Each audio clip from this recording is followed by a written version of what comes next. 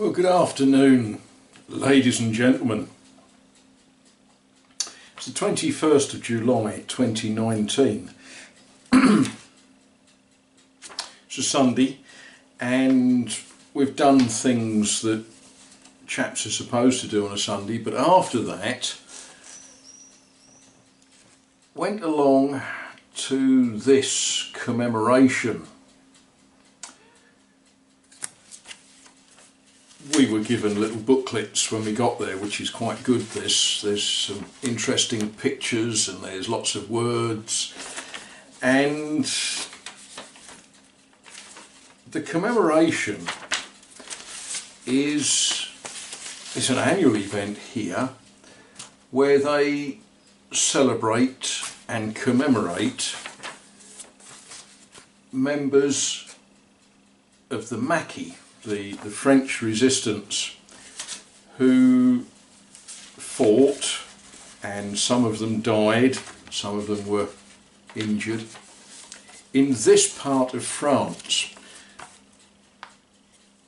In 1944 there was quite an interesting collection of resistance workers, resistance fighters, about 3,000 of them, and they were living in a forest about 3 miles that way.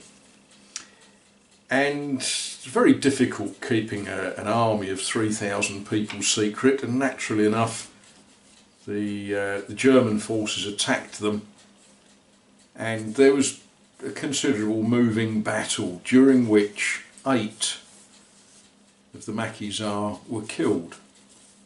That immediately followed the couple of days before, when a chap called Joachim Murat and another chap called Olivier Paquin had been killed about 7, 8, 9 miles that way. I took my camera, I shot various bits of video, but it's an incredibly difficult thing to make a sensible video out of an event like this. There was lots of people moving about and saying hello to each other, lots of handshaking and, being France, kissing each other on the cheek and all that sort of thing. So the video that follows is a little bit bitty, little clips of things, and it doesn't capture the full emotion of the event. There was singing, there was a service led by our local priest, Le Père Loic. There were speeches. If you think that your politicians can speak, boy oh boy, get together a gang of, I don't know, there was 8 or 9 different town mayors and the sous-prefect, and there was various other dignitaries. They all spoke on much the same theme, that whilst we're commemorating the lives, the sacrifice, the tragic early death of these brave people, we should also very much remember that it's important that we all work together towards peace. Now, I said that in less than a minute, didn't I? No, each mayor took about 7 minutes to say it. Bless them. But I guess if you're a mayor of a small French town, it's quite important that you address these points whilst addressing your own townspeople and indeed the rest of the world. We celebrate and we commemorate these brave people, very brave people. They were fighting without the sort of support that, for example, the British soldiers in Normandy had. You know, these guys didn't have a whole regiment of artillery supporting them. They didn't have friendly tanks on their left and friendly aeroplanes over their head, but they fought. They fought with weapons that some they'd been dropped, some they'd stolen. Could you call it stolen in war? And they fought bravely. It's right that we remember that, but it's very, very important that in honour of their memory we work together for peace, liberty, freedom.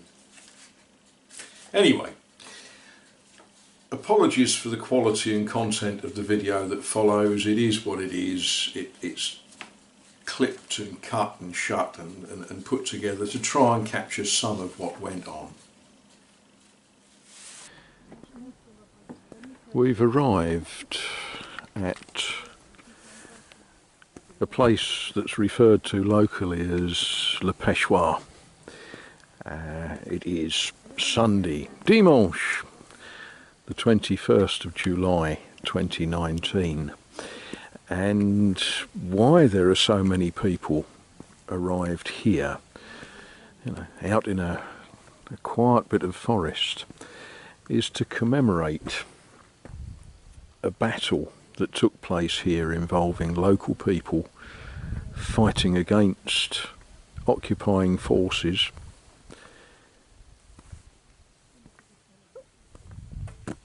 and many of them sadly were killed, injured. So that's why we're here. Looks like there's a good turnout today by the number of cars.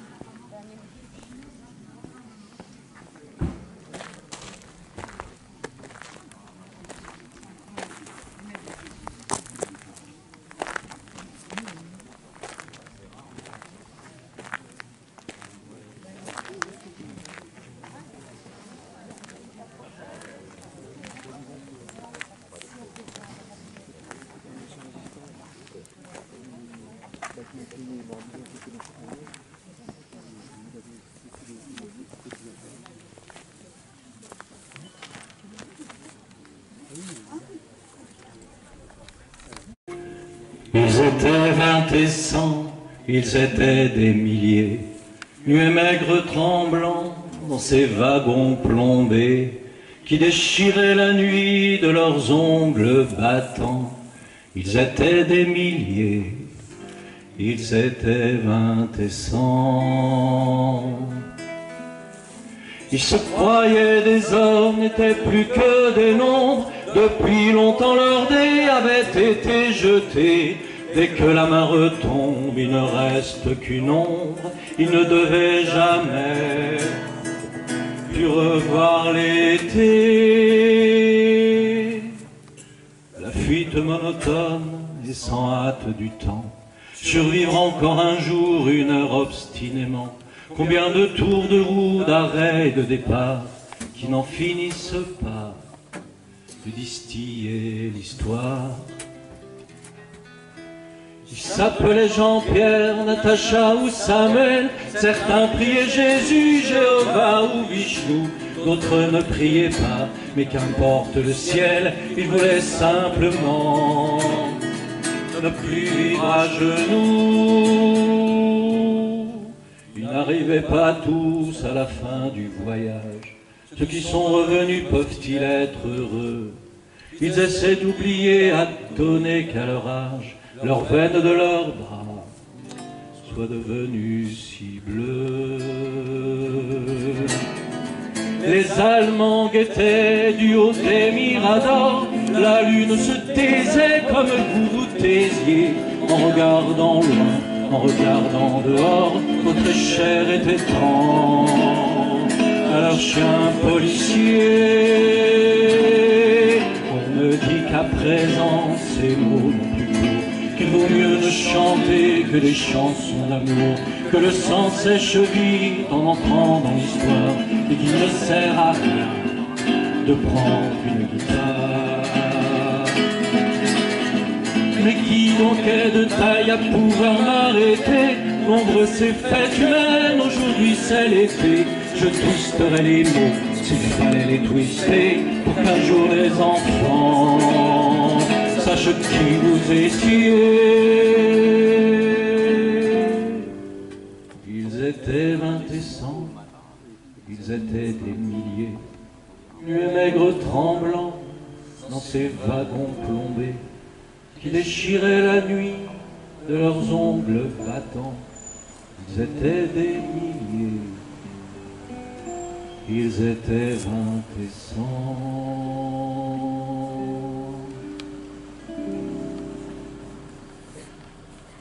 Repos. Garde à vous. Dépôt de terre.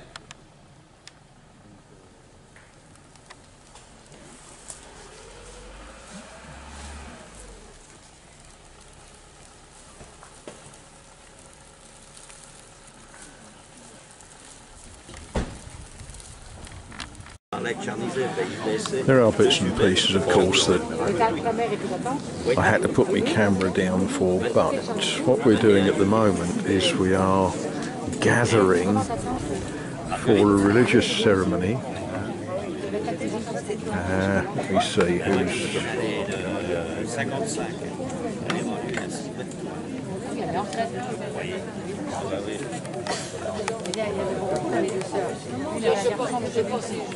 Oui. Non. Puis après les petits enfants, moi j'ai trois garçons, puis elle a 3 garçons aussi. Ah, il n'y a pas de filles. Non. Après. Ah oui, Sure. 50 ans de mariage.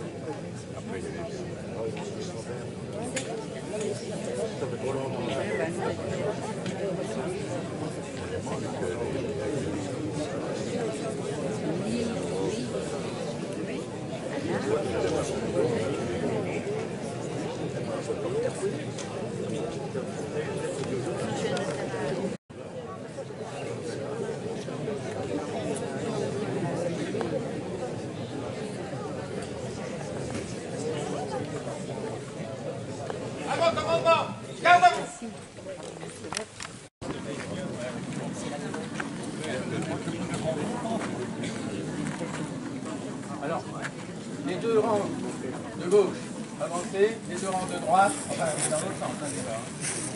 Allez là-bas.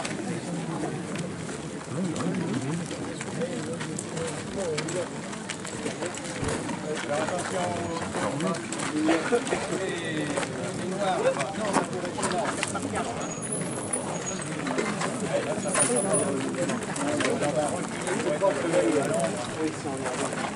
Non, on peut rester là.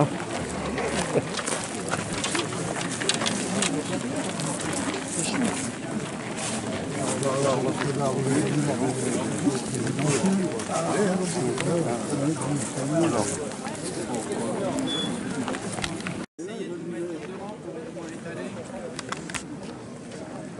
Mettez-vous sur 2 rangs. Vous voyez ces 2 rangs? 2 rangs. Nous, on prend les 2. Voilà, 2. Les 2 rangs pour les 2.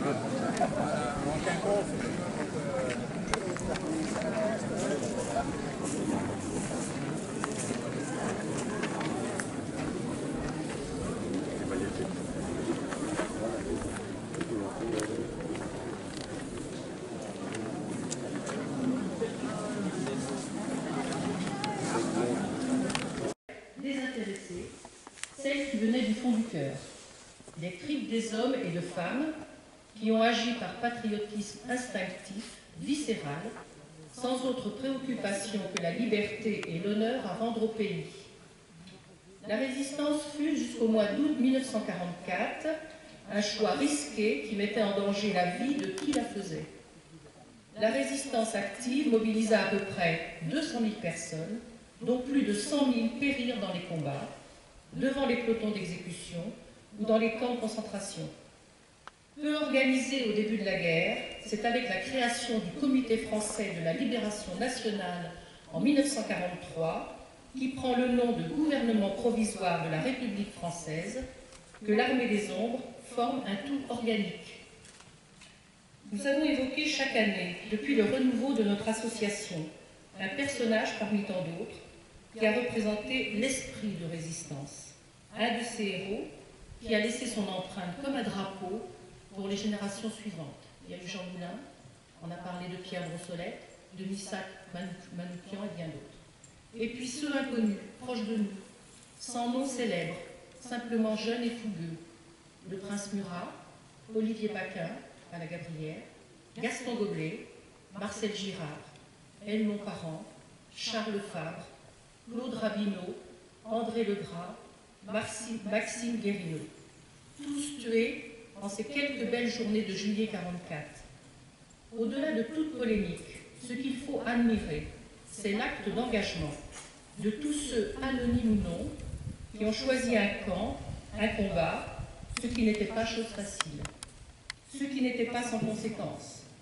Faire ce choix, c'était quitter sa vie tranquille, c'était partir vers l'inconnu et le danger, c'était ne pas reculer pour se protéger, c'était prendre le chemin de la résistance sans se retourner. Cette guerre cruelle a vu se lever des femmes et des hommes faisant preuve d'une telle détermination et d'un si fort sens de la liberté que leur vie ne leur semblait pas déterminante, autant que l'était leur dévouement à leur patrie. Ils se sont levés contre la faillite morale de leur pays asservi. Résistants, maquisards, volontaires, appartenant à des armées qu'il a fallu reconstruire ailleurs, ou simplement complices, anonymes, parce que viscéralement français, ils ont rendu à la France sa liberté et une part de son honneur perdu. Pardonner, comme nous tentons de le faire aujourd'hui, ne signifie pas seulement comprendre et oublier. Cette guerre à elle seule a résumé toutes les horreurs qui résultaient d'un fanatisme devenu religion pour un peuple. La justice a-t-elle puni tous les coupables? Certes non, et malheureusement, car punir peut amener pardon. Le travail de mémoire que nous faisons ici aujourd'hui nous donne le rôle de porteur de justice, justice à rendre par le souvenir à un autre que soi. Ces sacrifiés au nom de la liberté nationale nous ont transmis un comportement à tenir dans ce monde d'après-guerre, celui de respecter les règles élémentaires de défense de la plus grande cause qu'il puisse exister, celle du salut de l'homme, pour arriver à un monde meilleur. Ce devoir de mémoire est fait pour construire la paix, sans oublier les sacrifices, les drames et la folie des hommes.